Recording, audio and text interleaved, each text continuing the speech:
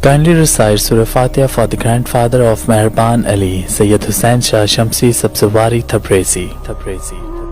ہر دور میں ہر انسان کے سامنے صراط مستقیم پیش کرنے کے لیے اللہ کے خاص بندوں کی مثال موجود ہے۔ اللہ کے وہ ولی جنہوں نے سختیاں سہ کے انسانوں میں محبت، امن اور سلامتی کے لیے ہر دکھ، ہر تکلیف کو گلے سے لگا لیا۔ ان ولیوں میں سہمن کے بادشاہ، پوری دنیا میں حیدریم، کلندرم، مستم، بندائے مرتضیٰ علی ہستم کہنے والے کلندر شہباز کا مقام سب سے منفرد دیکھا جاتا ہے۔ آپ کا شجرہ نسب امام علی علیہ السلام سے کچھ یوں ملتا ہے۔ امام علی، ان کے بیٹے امام حسین، ان کے بیٹے امام زین العابدین، ان کے بیٹے امام محمد باقر، ان کے بیٹے امام جعفر صادق، ان کے بیٹے محمد اسماعیل، ان کے بیٹے حضرت محمد عریسی، ان کے بیٹے حضرت اسماعیل ثانی، ان کے بیٹے حضرت محمد منصور، ان کے بیٹے حضرت غالب، ان کے بیٹے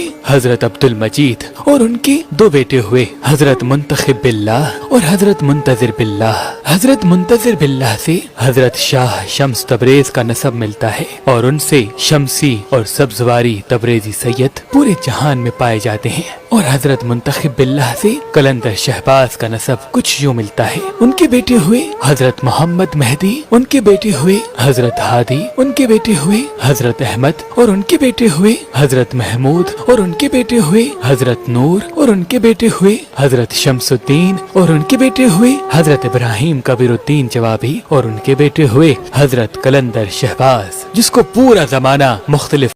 Kindly recite Surah Fatiha for the grandfather of Mehraban Ali, Sayyid Hussain Shah Shamsi Sabzuwari Tabrezi. ہر دور میں ہر انسان کے سامنے صراط مستقیم پیش کرنے کے لیے اللہ کے خاص بندوں کی مثال موجود ہے۔ اللہ کے وہ ولی جنہوں نے سختیاں سہ کے انسانوں میں محبت، امن اور سلامتی کے لیے ہر دکھ، ہر تکلیف کو گلے سے لگا لیا۔ ان ولیوں میں سہمن کے بادشاہ، پوری دنیا میں حیدریم، کلندرم، مستم، بندائے مرتضیٰ علی ہستم کہنے والے کلندر شہباز کا مقام سب سے منفرد دیکھا جاتا ہے۔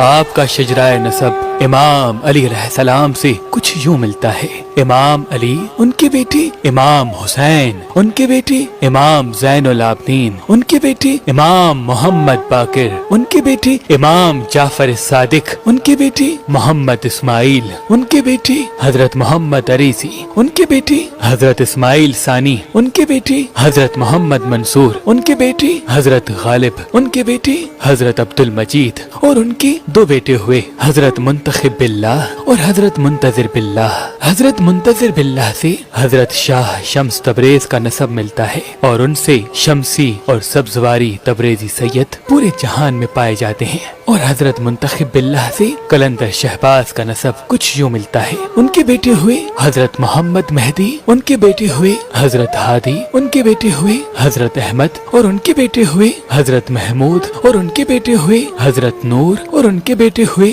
حضرت شمس الدین، اور ان کے بیٹے ہوئے حضرت ابراہیم کبیر الدین جوابی، اور ان کے بیٹے ہوئے حضرت کلندر شہباز، جس کو پورا زمانہ مختلف ناموں سے یاد کرتا ہے۔ کوئی جھولے لال کہتا ہے، کوئی مست کلندر کہتا ہے، کوئی سخی لال کہتا ہے، کوئی شہباز کہتا ہے، کوئی عثمان مروندی کہتا ہے، تو کوئی شاہ حسین کہتا ہے۔ حضرت ابراہیم کبیر الدین کے لیے شادی کے لیے سینکڑوں رشتے آئے، لیکن آپ یہ فرماتے تھے کہ میں امام حسین کا ایک خادم بن کے جیوں گا، اور پوری زندگی امام حسین علیہ السلام کے صحن میں جھاڑو دے کے گزار دی۔ کچھ وقت گزرا تو مروند کا ایک بادشاہ، جس کی بیٹی دن بدن علیل ہوتی رہی، اور وہ بار بار خواب دیکھے کہ روضہ امام حسین پہ کوئی بزرگ ہے جو جھاڑو دے رہا ہے۔ جب اس کا علاج ناممکن ہونے لگا تو اس دور کے طبیبوں اور حکیموں نے کہا کہ اپنی بیٹی کو روضہ امام حسین لے کے جاؤ، شاید تمہاری بیٹی کا علاج وہیں ہو۔ تو بس